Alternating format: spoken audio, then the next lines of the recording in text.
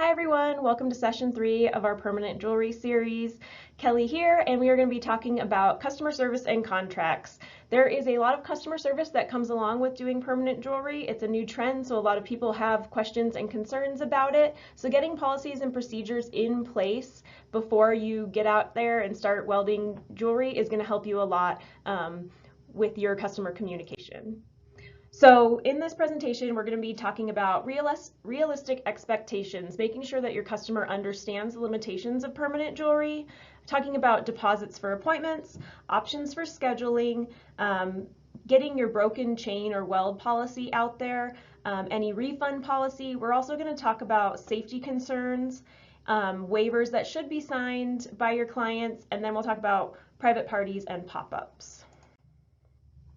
So first of all, you want to set realistic expectations for your customer. Jewelry was never meant to be permanent. I know Sylvie touched on this in session 2, but it can break, it can stretch, and it will break if too much stress is put on the chain. Also, metal can tarnish and will tarnish especially when it's exposed to lotions and perfumes. You know, a spa, a swimming pool, different things like that are going to affect how the metal wears on the body. Also, everyone's skin is different, your pH balance is different.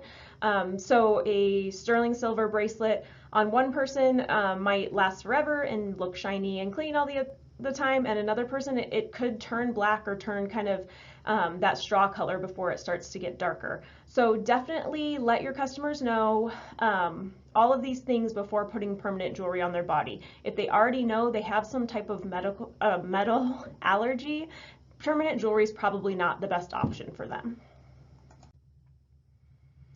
So what I suggest doing is explain the whole process before you even get started. This can be on your website, through email, on your social media page, wherever you are marketing and promoting your business. So I would walk everybody through the whole process before they even actually book an appointment with you. So I would have it broken down on your website, explaining to them exactly what happens. Walking them through how to schedule an appointment and letting them know that for the appointment they will need to give you a non-refundable deposit. I've seen deposits as low as $10 and I've seen them up to $50. Definitely depends on you, what metal you're working in, and what the price point of your bracelet is. Everybody that I've seen do deposits, the deposit goes towards the final cost of the jewelry, but this is just to guarantee that they show up to your appointment, and that if they don't show up to your appointment, you're at least getting paid for your time. So also people are going to want to know what to expect at their appointment. You're going to want to explain that the jewelry is permanently welded on their wrist. They're going to have to, have physical contact with you, put their arm under the welder. There will be a little spark that they cannot look at. And then the bracelet will be attached to them. You're also going to want to talk to them about aftercare, how they can clean their jewelry. Sylvie talked about this in session 2, but usually just a little soap and water can help clean it. And you're going to also want to tell them how to take off their jewelry if they need to. A lot of people are just suggesting using little nail clippers to snip a link or the chain, and that is an easy, safe way to get the jewelry off if you did need to take it off for any reason. Also, on your website or however you're communicating with your customers, you want to let them know about your re-weld policy, a re-weld fee, or any type of refunds. Most people are doing all sales final and there are no refunds, but they will do a small fee for re-welding. But these are all things that you need to have on your website or in an email or on your social page so people know what to expect through the whole process, from scheduling their appointment to showing up, getting their bracelet welded, and what to do after.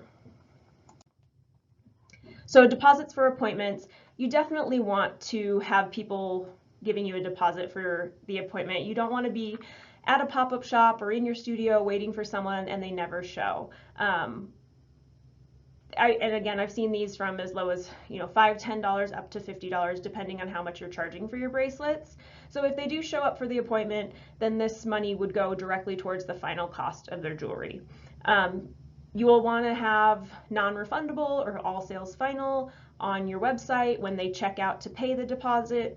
On your social media pages, make sure that this is no surprise to them, that they have seen it multiple times before they actually check out and give you that deposit.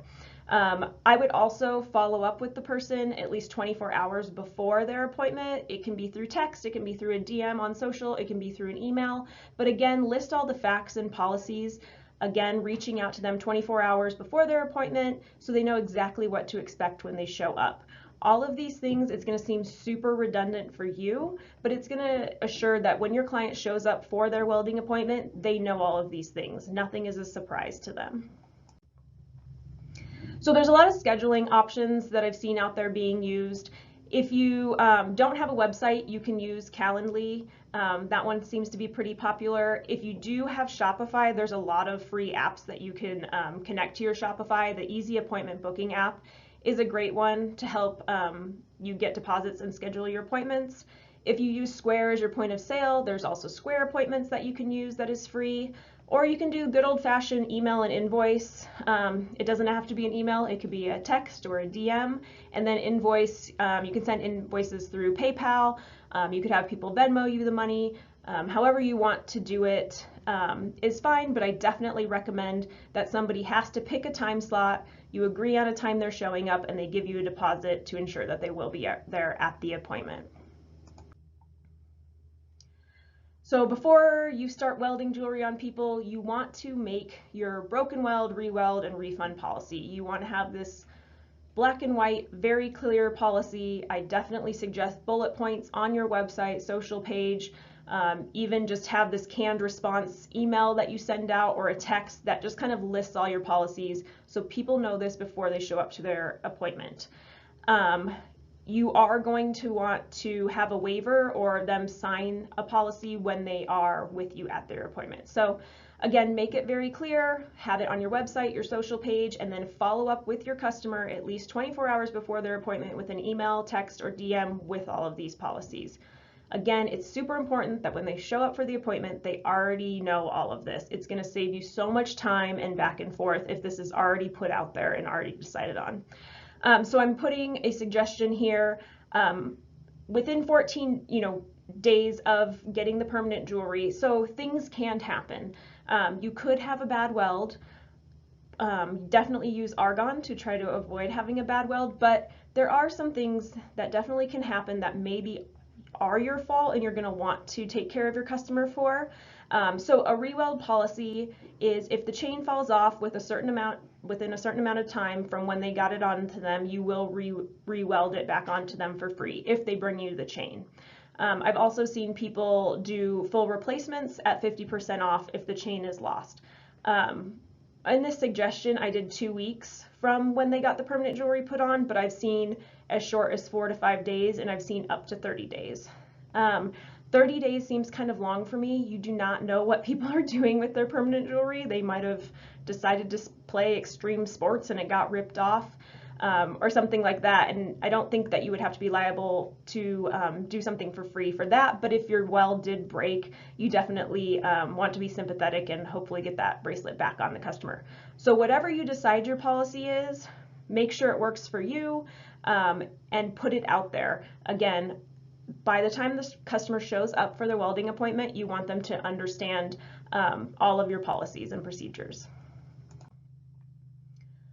So this is my suggestion. After that time period of maybe you give them 5 days or 10 days or 2 weeks that they can come in for a re-weld, after that time, I would say no refunds for lost jewelry or broken jewelry. If they come back in with their bracelet and you want to do a re-weld for them, I've seen fees from $10 to $20, and that's if they come back with the chain is still good, and you can put it back on the person. Also, another thing is maybe somebody had to snip their chain off because they had to get an MRI, or some other reason why they had to remove it themselves. Maybe they loved their permanent bracelet so much and the charm they picked and everything that they want you to add a clasp so they can keep it as a bracelet forever.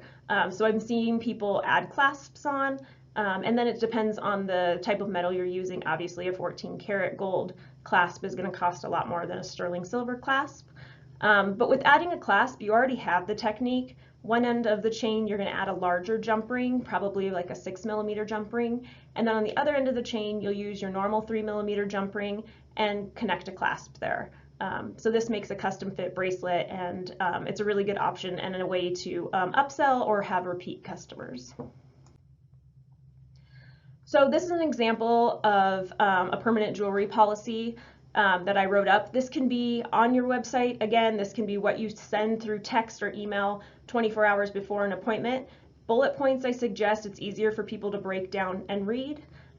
So here it goes through what the deposit is. Here I picked a $20 deposit for scheduling the appointment, and then let them know it goes towards the final cost of jewelry. You can have a 24-hour or a 48-hour cancellation policy. So as long as they communicate through you and they need to adjust their appointment time, you can move their deposit to that new time so they don't forfeit their deposit money. If they straight up just don't show up for the appointment, then I would call that a cancellation and you keep their non-refundable deposit. Another thing that comes up in policies is the age of people you are putting permanent jewelry on. I've seen people go to 12 years of age, 14, 16. Some people just won't do anybody under 18. Definitely have a policy in place that if someone is coming in that is 16, 17 years old, you're probably going to want to have their guardian with them to sign the waiver, just to, cover your butt. You don't want to get in trouble with anybody's parents. Also in the policy, let them know that you are going to make them sign a waiver when you put the permanent jewelry on. We'll talk more about waivers later, but just pretty much releasing them, releasing yourself of any liability. If for some reason their permanent jewelry did cause any injury to themselves, you do not want to be liable for that. Also in your permanent jewelry policy, I put in here that we will provide a free one-time re-weld for any jewelry that's fallen off or been removed within 14 days of purchase. Again, decide how long you want to offer that for. Some people do 4 or 5 days, some people do up to 30 days. So decide what makes sense for you. We also put that broken or lost jewelry will not be replaced or re-welded after the 14-day period, and permanent jewelry sales are final and not eligible for refunds at any time. I would always say that you don't do refunds. You can obviously switch their appointment time to another day, maybe re-weld a jump ring for them, but I would say that you do not offer refunds, and have it there on the policy in case anybody tried to challenge you with a credit card charge or something like that and wanted their money back. You could show that, this is all over my website, this is everywhere, they sign this piece of paper that says they understand that there are no refunds with this. So I touched a little bit on safety concerns in that last slide, the under 18 policy. Make sure you have a policy in place where a legal guardian needs to be there. Also, you can say, that you don't want to put permanent jewelry on a 8-month-old baby. You might want to just have that out there just so you're not surprised at any appointment with someone showing up with a younger child that you don't feel comfortable putting permanent jewelry on. On top of that, safety concerns, Sylvie talks about it earlier in the how-to, but putting that little piece of leather there underneath the welding stylus can help from anybody if they do move during the process. You don't want to get them poked or, a little jab by the point of that stylus. So that's just kind of there to prevent any scratching or poking of your customer. I definitely suggest it. You don't want anybody to be upset because you poked them during the process. Making them wear the dark welding glasses or making them look away during the weld. You do not want to get in trouble for anybody having their eyesight harmed during the process. Breakaway point, Sylvie talked about and in our All About Metals session, and you want a breakaway point on permanent jewelry. You don't want to put a thick, heavy chain on someone where it could get caught in something, and instead of the chain ripping, it could, cut their arm, hopefully never rip anybody's hand off, but cause injury. So that's why you want a breakaway point, and those thinner chain links, the 2-3 millimeter, will, if too much stress is put on them, break. Also let people know if they do have health issues and they have to go for MRIs or different medical procedures often, that doctors may ask them to take off their permanent jewelry. So just let people know that can come up. So with a waiver, you want to include all of your policies, make sure they understand the limitations of permanent jewelry, all the safety concerns we went over. Again, bullet points are the easiest way to know that people are reading through your waiver. You can even have them initial next to every bullet point and sign at the bottom. It doesn't have to be a super complicated form, and I'm going to show you an example of one I made on the next page, but you're going to want to get, obviously, their name, birth date, signature, and date, acknowledging that they have read all of these things and they understand what they are signing up for. So here is a waiver that I created. You can have these printed and with you every time you do a pop-up or have somebody come in. I've also seen people do digital forms of these, so if you do have a Shopify or a website, you can have someone sign a digital form online too and save it that way. So either way, I suggest that you have someone checking a box or hand signing something that says they agree to these policies. So obviously here, name, date of birth, phone number, email address, and then I kind of broke it down to sentences. I understand that permanent jewelry is final sale. I understand that the jewelry chain can break. I understand that I can remove it if I need to and how to. Also in here we put don't look at the spark during the welding process, that if you move your hand suddenly you could get scratched. If you are using a quality welder, there's no way that you should be able to burn anybody. The scratching is a concern if people move, so you just want to put that in there. Also just making sure that people don't have an allergy to metal or any severe health conditions that could affect their permanent jewelry process. And then just finally that they waive any liability for you for personal injury if it occurs because of this permanent jewelry. If they are over 18, have them sign and date. If they're under 18, then you would want a legal guardian to sign this waiver. This is something that everybody should sign prior to getting the jewelry welded on their body. I would have this every time you go to a pop-up shop. Even if someone did a walk-up and didn't have an appointment before, you're going to want to collect all of this information. So private parties, this is a really fun way to make money and have a fun time with a group of people. So with this, you would want to take a larger deposit or a guarantee of a minimum. I have seen people do sorority mom and daughter days, bridesmaids, right before a wedding or at a bridal shower. There's lots of fun ways to promote this and commemorate experiences. You just don't want to be driving 2 hours across town to some type of event and only get 1 or 2 bracelets out of it.